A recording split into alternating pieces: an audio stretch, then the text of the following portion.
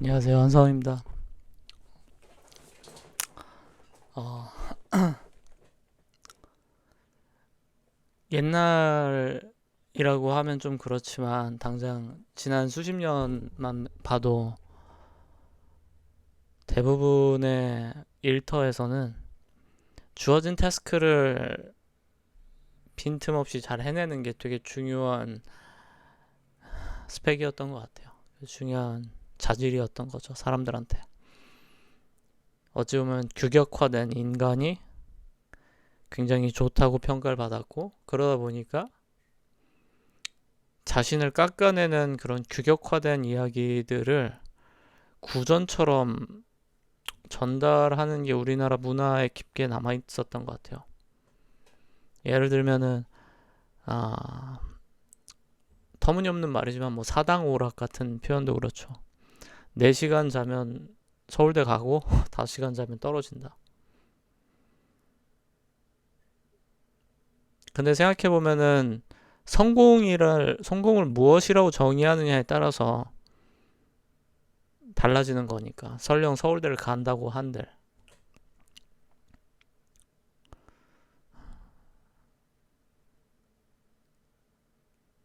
지금 시대에서 사실 돈을 잘 버는 사람들을 보시면은 규격화된 사람들이 돈을 잘 벌지가 않아요, 잘. 창의적인 사람들이 돈을 벌어요. 우리가 보는 미디어의 인물들, 흔하지 않고 독특한 매력이 있어서 그 사람들을 좋아해요. 그 사람들이 남들하고 너무너무 똑같아서 그냥 내 친구 중에 원 오브 댐이었으면은 그 사람을 볼 일은 없었을 거예요, 미디어에서.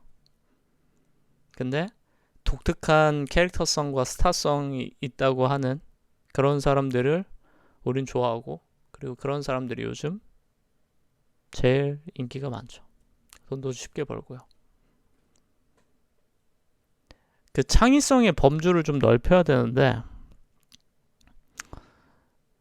제가 회계사들하고 일을 하잖아요. 근데 제가 처음에 기업 인수합병이나 이런 뭐 M&A나 투자시장이나 이런 데에서 일을 시작할 때는 근본 회계사 출신하고 같이 일을 하지 않았어요. 증권사 대표님하고 원래 같이 일을 했었어요. 근데 그 증권사 대표님은 소위 말하는 프로젝트 매니징 출신이에요. PM. 근데 일반 회사에서 말하는 PM하고 투자 시장에서의 PM은 좀 다른 표현입니다. 이해를 돕기 위해서 좀 더 부연 설명하자면은 투자 시장에서 PM은 어떤 사업이 진행되는 데 있어서 필요한 파츠들을 모아서 그것이 실행될 수 있도록 도와주는 역할이라고 보시면 돼요. 그래서 어떤 업체가 사업은 정말 좋은데 멤버도 다 구했는데 자금도 있는데 이제 승인을 못 받는다든지 한다면 그 승인을 받는 역할이 되게 중요하겠죠. 뭐 토지 사용 승인 허가 같은 거 그런 거를 받아내는 게 그때의 역할이 되는 거고, 그게 잘 해결이 안 된다라고 하면 또 다른 형태로 풀어내는 게 그 PM의 능력이에요. 결국은 창의성이죠. 모두가 만족할 만한 딜을 이 지속적으로 변화하는 비즈니스 세상에서 만족하는 최고의 딜을 만들면서도 본인도 수익을 가져가는 일이에요. 근데 제가 이분하고 일을 하면서 알게 된 사실은 원래 그 일을 잘해야 되는 회계사들은 오히려 배운 대로만 하다 보니까 이외의 것들을 잘 몰라요. 굉장히 놀라운 인사이트였어요. 우리나라에 유명한 회계법인들 많이 있죠. 3일, 삼정, 아, 사실 한국 이름으로는 잘 제가 기억을 못해요. 다 해외랑 파트너십해서 PwC, 뭐 어니스트 형, 아니면은 컨설팅 그룹 가면 이제 딜로이트, KPMG 뭐 이런 그런 곳들이 있죠. 근데 거기서 이제 일을 출신 분들하고 일을 하면 오히려 일을 너무 스트릭하게만 해요. 그 외의 가능성들을 잘 못 봐요. 근데 거기에 이제 최상위 레벨로 가면은 굉장히 창의적으로 일을 합니다. 회사에서 주어진 업무가 아니라 그걸 뛰어넘는 일들을 해내기 시작해요. 예를 들어서 이런 비즈니스가 있을 것 같아요. 여러분이 탑티어 회계사예요. 제가 여러분한테 광산을 매각해달라는 요청을 할 수도 있어요. 그러면 광산을 매각한다? 매각을 하려면은 그걸 살 수 있는 사람을 찾아야 되고, 그리고 살 수 있는 사람을 찾아서 그걸 연결해주면은 굉장히 1차원적인 딜이 돼요. 그쵸? 근데 창의성을 발휘하면은 이거를 왜 매각을 하는 거냐 부터 해서 이걸 매각하지 않고도 이 클라이언트가 원하는 목적을 달성할 수 있게끔 하는 거래를 만들 수도 있겠죠. 예를 들어서 그 클라이언트가 광산을 매각함에 있어서 급전이 필요해서 일 수도 있고, 아니면 다른 어떤 사유일 수도 있고, 뭐 이유가 많겠죠. 근데 그 이유에 따라서 해결책도 주어진 해결책 이외에 다른 해결책이 가능하다는 거예요. 그리고 그 다른 해결책을 제공할 수 있으면 그런 사람들은 이제 업계에서 제일 유명한 탑티어 회계사가 될 수도 있죠. 그럼 말도 안 되는 그런 비즈니스들을 해내면서 로비스트 소리도 들을 수 있고요. 사업도 똑같아요. 사업도 저는 크게 사업이 두 가지로 나뉘는 것 같은데, 본인의 에어리어에서만 계속 수익 창출을 하고 그 밖의 옵션들에 대해서 창의성을 전혀 발휘하지 못하는 사람들이 많아요. 사실 당연한 거긴 해요. 왜냐면 다른 섹터에 대한 이해가 별로 없다 보니까 그 과정에서 일이 잘못될 가능성도 크죠. 근데 반대로 내가 보지 못한 기회를 조금 다른 섹터로 풀어가면서 그게 해답이 될 수도 있는 거예요.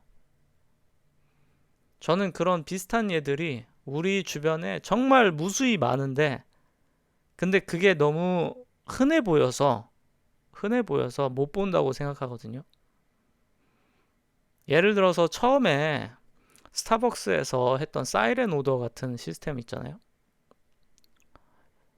사이렌 오더 같은 시스템을 우리나라의 기업에서 구현을 못할 이유는 없어요.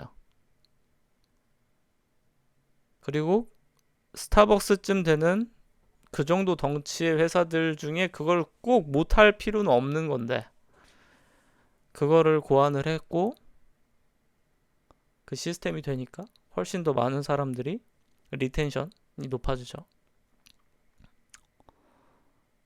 결국은 창의성이에요. 기획팀에 가도 기획에서 창의성이 필요해요. 남들하고 다 똑같은 패턴으로 기획할 거면은 옛날 책 보고 옛날 기획 문서 보고서 똑같이 카피 떠서 이렇게 합시다 하면은 그 사람은 그걸 잘할 수는 있겠지만 그 사람이 업계 최고의 스페셜리스트란 소리는 절대 못 들어요. 마케터도 마찬가지입니다.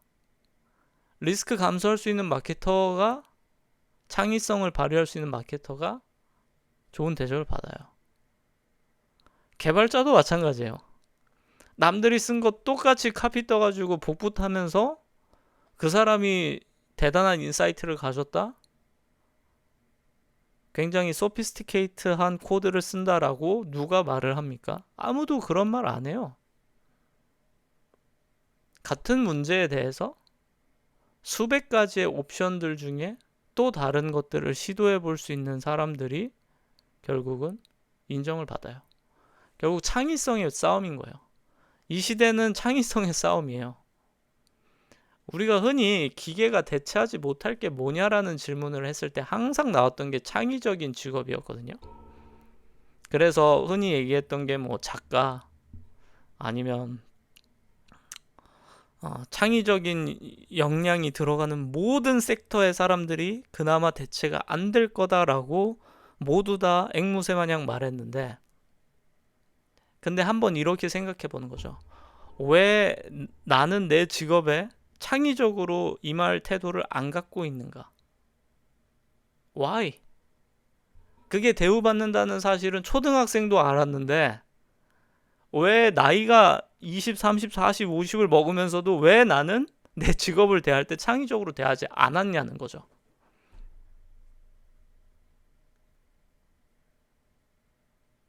그러면 나는 창의성이 없으니까 다른 사람들이 나의 업무를 보고서 놀랄 만한 이유도, 독특하다고 느낄 만한 이유도 없어요. 셰프들 중에서 최현석 셰프님이 굉장히 창의적인 요리를 하는 걸로 정평이 나 있죠. 근데 그런 길을 십수년을 걸어오니까 그제서야 알려졌고요.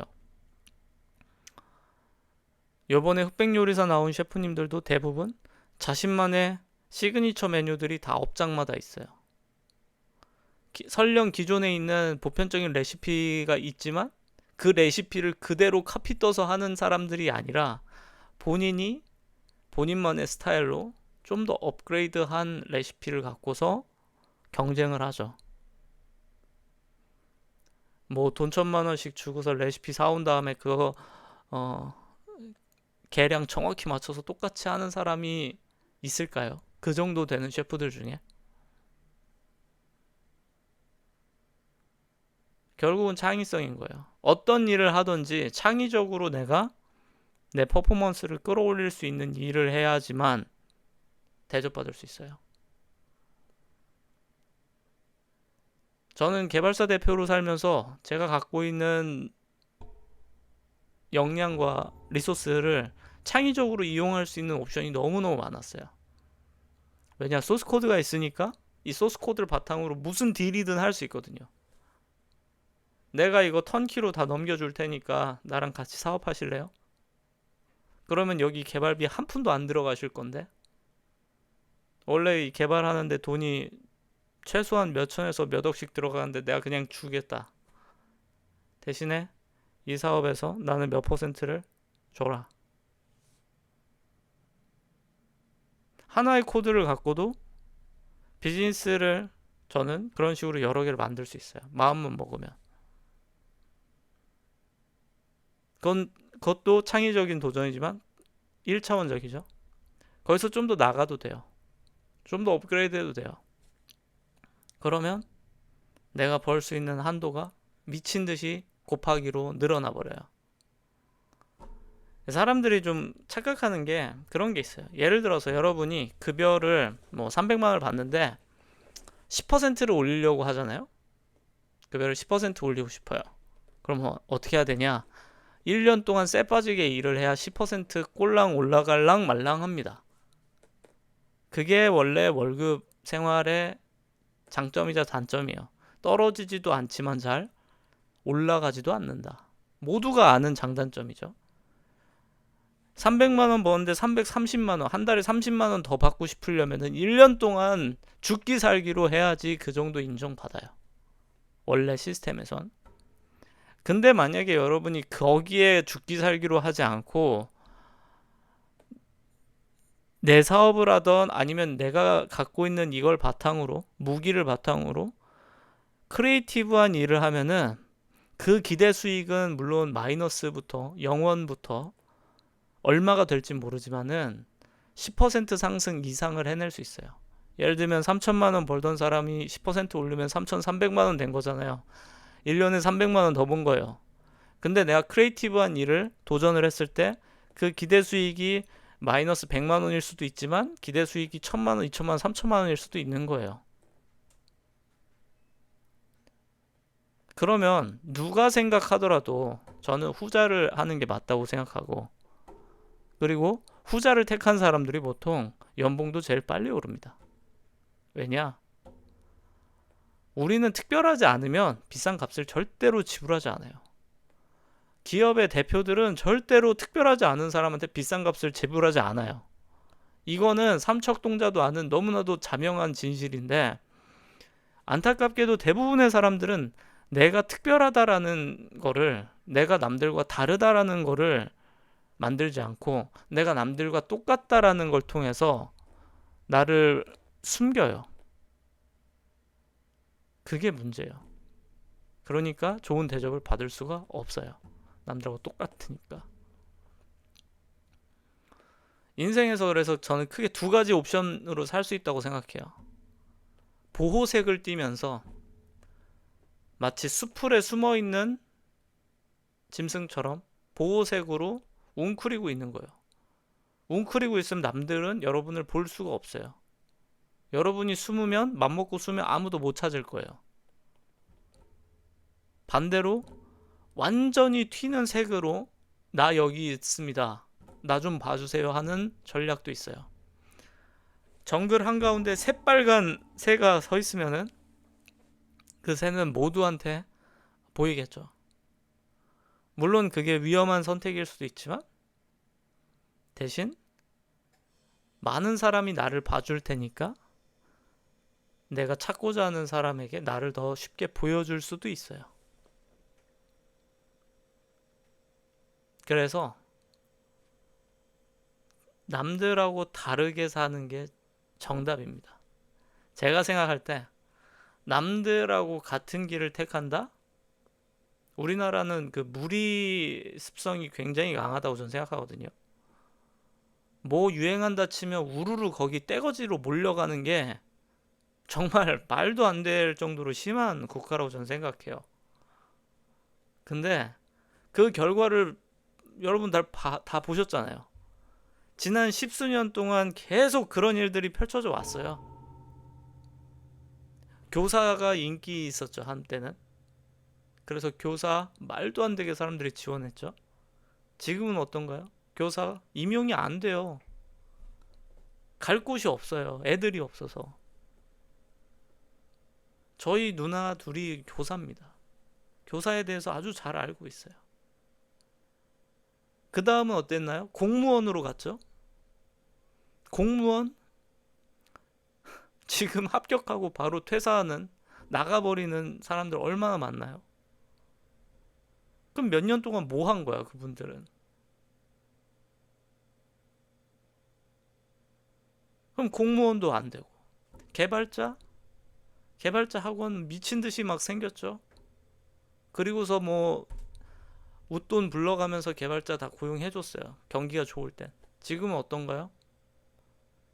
웬만한 조그만한 회사도 몇십 대 1씩 나와요, 경쟁률. 저도 개발자라서 잘 알잖아요. 내가 남들하고 똑같으면은, 내가 기성품이면, 기성품은 원래 제일 저렴한 값밖에 못 받아요. 다이소 같은 겁니다. 대량 생산해서 저렴하게 쓸 수 있는 게 기성품이잖아요. 나를 기성품으로 세일링하는 사람은 인생 살면서 절대로 비싼 값으로 거래될 수가 없어요. 창의적으로 살아야 됩니다. 창의적으로. 그래서 제가 굉장히 답답했던 게 뭐냐면, 제 친구 중에도 좋은 풀을 갖고 있는 친구가 있는데, 이 친구는 전혀 창의적인 생각을 못해요. 고민이 많지만 하나도 창의적인 생각을 할 줄 몰라요. 그래서 단 한 번도 본인이 주도적으로 거래를 만들거나 누군가한테 도움이 될 만한 딜을 제안을 하지 못해요. 왜? 그 제안이 실패했을 때 관계가 깨질까봐 또는 손상될까봐 그 두려움이 크니까 평생 아무것도 안 한 거예요.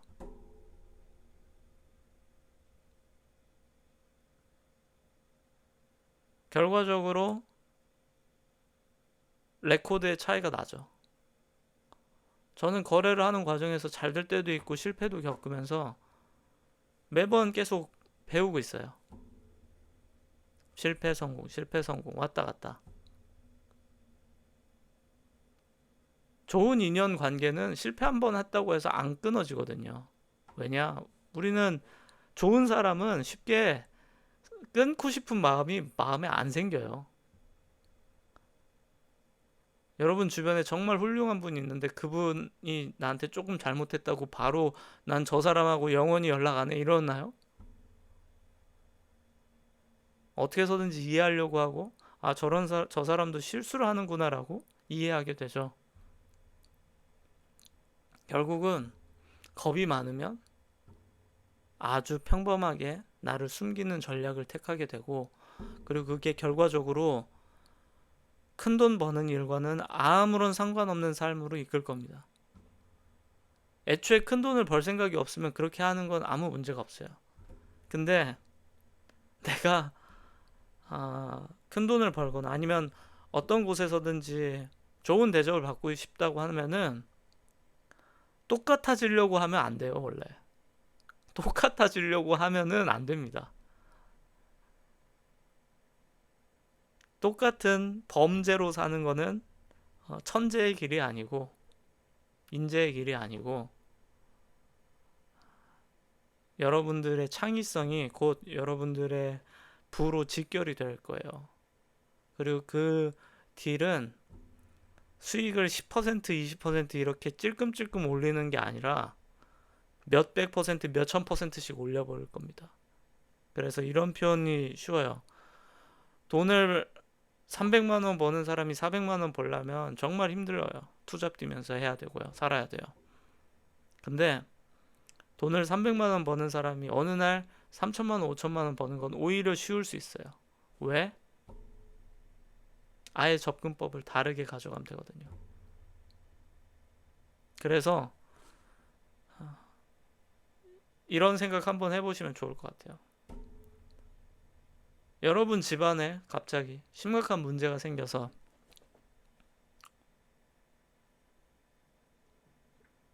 여러분이 아주 급하게 몇 천만 원을 만들지 않으면 안 되는 상황이 됐다고 가정을 해봅시다. 여러분 수중에 아무 돈이 없어요.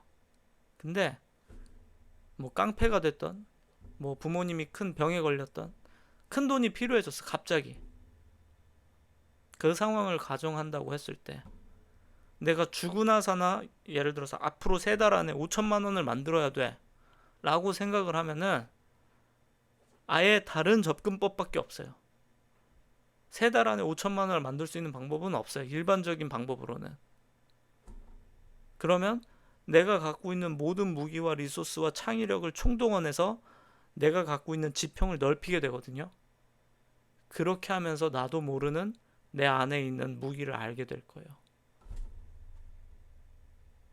여러분들한테 누가 칼 들고 협박하면서 당장 몇 천만 원 만들어내 와라 라고 한번 생각해 보세요. 그러면 아마도 여러분이 모르는 무기가 여러분 안에 있을 수도 있고요. 그리고 아무리 고민해도 전혀 없다라고 한다면은